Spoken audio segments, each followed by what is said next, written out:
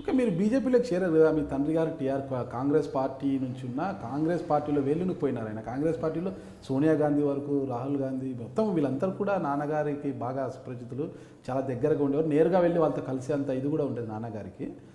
అలాంటి వ్యక్తి టీఆర్ఎస్లోకి వెళ్ళిపోయారు, కానీ మీరు మాత్రం బీజేపీలోకి వెళ్ళిపోయారు. అంటే నానా రాజకీయం ఎంత వయసు ఉంటుందో, రాజకీయ అనుభవం ఎంత ఉంటుందో అంత వయసు మీకు ఉండొచ్చు ఇప్పుడు ఈరోజు చెప్తానంటే. అయినప్పటికీ కూడా బీజేపీలో అంత పెద్ద పెద్ద వాళ్ళతో మీకున్న పరిచయాలు, బీజేపీలో మీరు చేరడమే ఒక పెద్ద ఎత్తున ఒక జనసందోహం మధ్య, పెద్ద పెద్ద నాయకుల మధ్య చేరారు. ఎలా సాధ్యమైంది? అసలు బీజేపీలోకి వెళ్ళాలన్న ఆలోచన మీకు ఎందుకు వచ్చింది? అసలు మిమ్మల్ని ఎవరు వెల్కమ్ చెప్పారు బీజేపీలోకి? సార్, ఇప్పుడు మా కుటుంబంలో బీజేపీ మూలాలు ఉన్నట్టు మీకు చెప్పాను ఇప్పటి వరకు. నేను బాగా ఆకర్షితుడైంది మోదీ గారి నాయకత్వం పట్ల. మోదీ గారు ఏ రకంగా పేద ప్రజల ఇష్యూస్ తెలుసుకొని దాన్ని ఆయన అడ్రస్ చేసే, సాల్వ్ చేసే ఆయన పద్ధతులు ఏదైతే ఉంటాయో నేను దానికి ఫ్యాన్ని. మీకు చెప్పాలంటే, నీకు టైం ఉందంటే మోదీ గారి గురించి నేను ఎందుకు బీజేపీలో చెప్తాను. మోదీ గారు మనందరికీ పరిచయం అయింది ఆయన ముఖ్యమంత్రి, గుజరాత్ ముఖ్యమంత్రి అయినప్పుడు, అంతే కదా. 2001 ఎండింగ్లో, అక్టోబర్ మాసంలో అనుకుంటా ఆయన ఫస్ట్ టైం ముఖ్యమంత్రి అయ్యి ఇమీడియట్గా 6 months లోపల ఆయన ఎన్నికలకు వెళ్ళడం జరిగింది 2002. అప్పుడు ఆయన మళ్ళీ గెలిచి ఫుల్ టర్మ్ చీఫ్ మినిస్టర్గా అయినారు. 2002లో ఆయన ఆ టైంలో ముఖ్యమంత్రి అయినప్పుడు ప్రీవియస్ 10 years తీసుకుంటే 10 సంవత్సరాలలో 7 సంవత్సరాలు గుజరాత్లో కరువు, పెద్ద కరువు ప్రాంతంగా ఉండింది. అది చాలా బ్యాక్వర్డ్ ఏరియా. ప్లేగ్ లాంటి డిజీజ్ కూడా అక్కడ రావడం జరిగింది. అర్త్క్వేక్లు వచ్చాయి పెద్ద పెద్దవి. అటువంటి దానికి ఆయన ఒక అంబిషన్గా తీసుకొని నేను ఈ రాష్ట్రాన్ని ముందుకు తీసుకెళ్తాను, డెవలప్ చేస్తానని చెప్పి ఒక పట్టుదలతో ఆయన ముఖ్యమంత్రి అవడం జరిగింది. వాళ్ళ నాయకత్వాన్ని ఒప్పించుకున్నారో మరి ఏంటో అయ్యారు. ఆయన అయినాక ఈ 7 సంవత్సరాల కరువు వల్ల అందరూ గుజరాతీలు సూరత్కి లేదా బాంబేకి తరలి వెళ్ళిపోవడం జరుగుతూ ఉండే ఆ రోజులలో. అటువంటి టైంలో ఆయనకి ఆలోచనలు వచ్చాయి, ఇది ఆపాలా ఫస్ట్ మనం. ఇక్కడ చదువుకున్న వాళ్ళు, ఇక్కడ పెరిగిన వాళ్ళు వెళ్ళిపోతూ ఉంటే ఈ ప్రాంతానికి చాలా ఇంకా వెనకబడిపోతాం, ఎందుకు వెళ్తున్నారు అని స్టడీ చేసి. గుజరాత్లో అప్పుడు కరెంటే ఉండేది కాదు. ఫస్ట్ ఆయన నేను పవర్ ప్రాబ్లం సాల్వ్ చేయాలి అని చెప్పి 1000 రోజుల ప్లాన్ పెట్టుకున్నారండి. 1000 రోజుల ప్లాన్ పెట్టుకొని 23 లక్షల ఎలక్ట్రిక్ పోల్స్ నాటారు, 75,000 కిలోమీటర్ల తీగ లాగారు, 56,000 ట్రాన్స్ఫార్మర్లు పెట్టారు ఈ 1000 రోజులలో.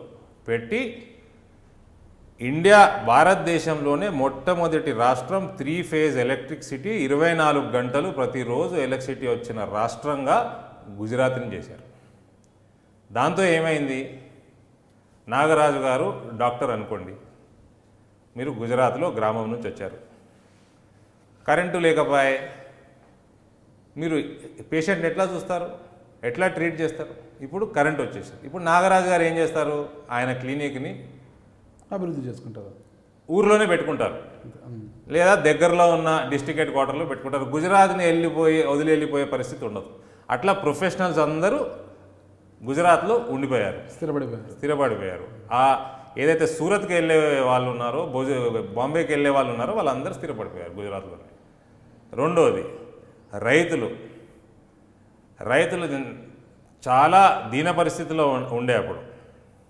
అయితే ఇటు పవర్ ప్రాబ్లం సాల్వ్ చేసుకుంటూ అదే సైమల్టేనియస్గా నేను అప్పులు తీసుకొస్తే రాష్ట్రానికి అప్పుల బర్డెన్ ఎక్కువైపోతుంది, రాష్ట్రం అప్పుల పాలవుదొచ్చే భయము, అది మంచిది కాదు అని తక్కువ ఖర్చుతో ఇనుకుడు గుంతలు, రివర్ గ్రిడ్, చెక్ డ్యామ్లు వీటి మీద ఫోకస్ చేసి గ్రౌండ్ వాటర్ లెవెల్ బాగా పెంచారు. కరెంట్ వచ్చేసింది, గ్రౌండ్ వాటర్ పెరిగింది, సెల్ఫ్ సఫిషియెంట్ అయిపోయింది గుజరాత్ అగ్రికల్చర్. పంటలు ఆ 3 yearsలో 1000 రోజులంటే సుమారు 3 years, ఆ 3 ఇయర్స్లో 9,000 కోట్ల ఆదాయం రాష్ట్రానికి అగ్రికల్చర్ నుంచి వస్తుంటే 34,000 కోట్లకి పెరిగింది అది. ఇదే రకంగా సో మీరు చూసి ఎంత మెటిక్యులస్గా ఆయన సాల్వ్ చేస్తున్నారు ఇష్యూస్. రెండవది గర్ల్ చైల్డ్ ఎడ్యుకేషన్, అమ్మాయిలది ఎడ్యుకేషన్. గుజరాత్ 20వ స్థానంలో ఉండింది దేశంలో. అప్పుడు ఇన్ని రాష్ట్రాలు కూడా లేవు. ఆ తర్వాత చాలా రాష్ట్రాలు ఏర్పడ్డాయి మనకు. జూన్ 13, 14, 15 ప్రతి సంవత్సరం ఆయన ఊర్లలోకి వెళ్ళిపోయాడు ముఖ్యమంత్రిలాగా. ఆయన వెళ్ళేసరికి ఏ జిల్లాలో యంత్రాంగం అంతా ఊర్లలోకి వెళ్ళిపోయారు. ఆయన సొంతంగా అమ్మాయిలది అప్లికేషన్లు నింపారు, స్కూల్లో రిజిస్టర్ కండి, ఎడ్యుకేషన్కి రిజిస్టర్ కండి అని. వితిన్ 3 ఇయర్స్ 20వ స్థానం ఉన్న గుజరాత్ 3వ స్థానంకి వచ్చింది. ఇక ముఖ్యమంత్రి పోయి అప్లికేషన్లు నింపుతూ ఉంటే 750 మంది ఆఫీసర్లు అందరూ జిల్లాలలో అప్లికేషన్లు నింపుతూ ఉన్నారు. 49% గర్ల్ ఎడ్యుకేషన్ డ్రాప్అవుట్ ఉండేది 3%కి తగ్గిపోయింది. ఆ రకంగా ఆయన మొట్టమొదటి టెన్యూర్లోనే 100% గర్ల్ లిటరసీ రేట్ అయిపోయింది. ఇదొక ఇష్యూ. ఇక justice delayed is justice denied అంటారు. ఎందుకు డిలే అవుతోంది? కేసులు ఎక్కువైపోతున్నాయి, కోర్టేమో తక్కువ ఉన్నాయి, జడ్జిలు తక్కువ ఉన్నారు. ఇప్పుడు నేను కొత్త కోర్టులు కట్టాలంటే డబ్బు ఖర్చు, అది పేద రాష్ట్రం. పాపం ఆయన జడ్జిల దగ్గరికి వెళ్ళారు ముఖ్యమంత్రిగా. సార్ దయచేసి రోజు అరగంట ఎక్కువసేపు నడపండి, మన కొత్త బిల్డింగ్లు కట్టలేము, మనది పేద రాష్ట్రము, ఈవినింగ్ కోర్ట్స్ స్టార్ట్ చేద్దాము. ఈవినింగ్ కోర్ట్స్ స్టార్ట్ చేశారు. రోజుకి 1/2 అన్ అవర్ ఎక్కువ టైం వర్కింగ్ టైం పెంచారు. ఇక ట్యాక్సీ డ్రైవర్లు ఉంటారు, లేబర్ ఉంటుంది, వాళ్ళు దినంలో పొద్దున పని చేసుకుంటే కానీ రాత్రికి కూడు ఉండదు వాళ్ళకి. వాళ్ళ కేసులన్నీ ఈవినింగ్ కోర్టుకి షిఫ్ట్ చేశారు. కోర్ట్స్కి హాలిడేస్ ఉంటాయి. జడ్జిలు అందరినీ రిక్వెస్ట్ చేసుకొని 7 రోజులు హాలిడేస్ తగ్గించాడు. ఈ రకంగా ఎన్నో కేసులు, కొన్ని వేల కేసులు ఎక్కువ డిస్పోజ్ చేయగలిగాడు. ఇట్లా జస్టిస్ రావడం జరిగింది. ఇక భారత్ మాతాకి జై అన్న స్లోగన్ బాగా పెంచి, మీరు ఊరికే కార్యకర్తలకి భారత్ మాతాకి జై అని అరుస్తే సరిపోదు. భారత మాత అంటే మన భూమి, కచరా వేయకూడదు, ఎక్కడ పడితే అక్కడ ఉమ్మకూడదు, మన రెస్పెక్ట్ ఇవ్వాలా అన్న అవేర్నెస్ బాగా పెంచారు. స్వచ్ఛ భారత్ ఆ రోజే మొదలైంది 2002లోనే నా లెక్క ప్రకారం. ఇది చేశారు. ఇక నేను చెప్పుకుంటూ పోతే 2005లో ఇప్పుడు చాలామంది డిమానిటైజేషను, అంత రిస్క్ కూడిన వ్యవహారము, జిఎస్టీ 2 ఒకటే సంవత్సరం తీసుకొచ్చాడు. ఈయన ధైర్యము, ఎలక్షన్లు వస్తున్నాయి భయం లేదు. మోదీ అనే వ్యక్తి ఎలక్షన్ల గురించి ఆలోచన చేయడు. ఆయన నిరంతరం అభివృద్ధి, నా దేశానికి నా రాష్ట్రానికి ఏది మంచిది అంటే అది చేసుకుంటూ వెళ్ళిపోతాడు.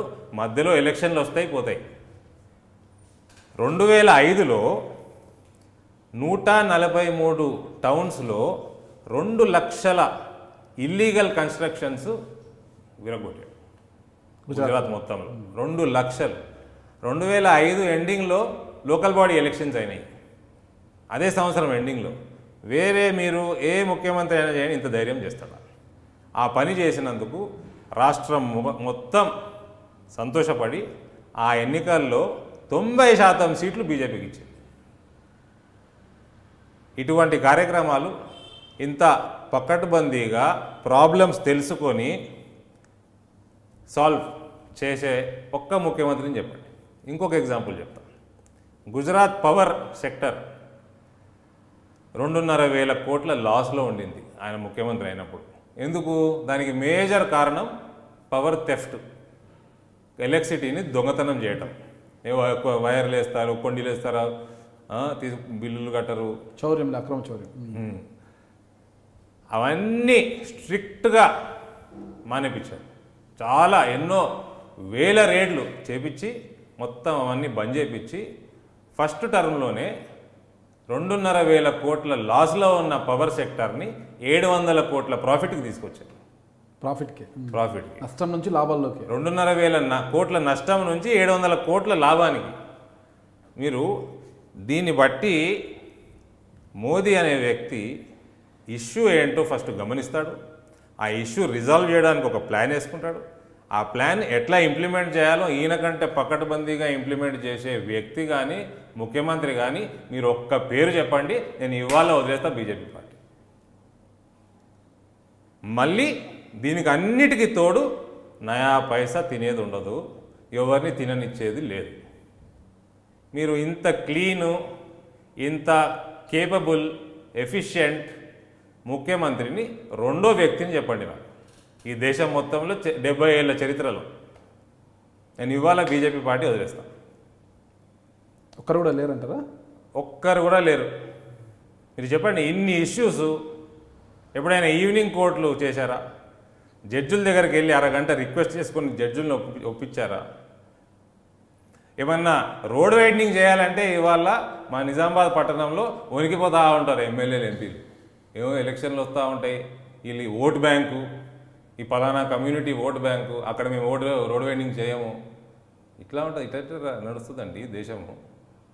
ఇంకా మీరు 2018 సంవత్సరంలో మా నిజామాబాద్ పట్టణము 1974 మాస్టర్ ప్లాన్ మీద ఉంది. ఇక మీరు నవ్వుకోవాలి అంతే మనం. ఇది పరిస్థితి దేశాన్ని. ఇక మాలాంటి కుర్రోళ్ళు మోదీ గారి కోసం రాకపోతే మరి ఇంట్లో కూర్చొని ఏం చేయాలా? ఎక్కువ కాలం బతకం కదా, లైఫ్ ఈజ్ షార్ట్. చూస్తా 41 ఇయర్స్ వచ్చేసాయి. పోయే ముందు ఏదైనా మంచి చేసి పోవాలన్నది అందరికీ ఉంటుంది.